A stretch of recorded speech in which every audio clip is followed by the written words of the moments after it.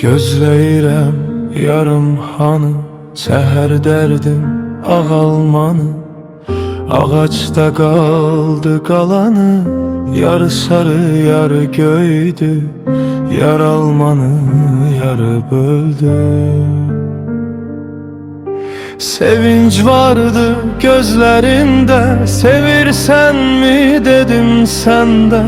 Almanı tuttu əlində, çoxunu mənə sarı böldü. Yar almanı yarı böldü. Kızarmıştı al yanaklar, büzüşmüştü gül dodaklar. Şırıldayır buz bulaklar, yarı çaydı yarı göldü. Yar almanı yarı böldü. Geze geze geldi bağa, baktık renkli göy qurşağa. Koymadı telini saymağa, saçlarını özü öldü. Yar almanı yarı böldü.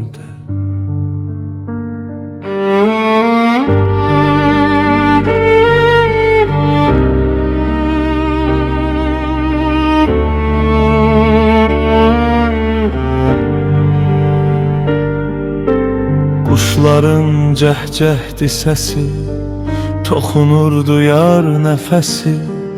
Mən görmədim heç bir kəsi, qonşu qoca qarı gördü. Yar almanı yarı böldü. Əsir həzin sərin külək, çırpınırdı isti ürək. Pıçıldadı çıxa gedək, könül açdım kipri döydüm. Yar almanı yarı böldü. Qaşları qara, kiprilər ox, arzu dolu diləklər çox. Mənə niyə desin ki yox, Samir bir busədən öldü. Yar almanı yarı böldü.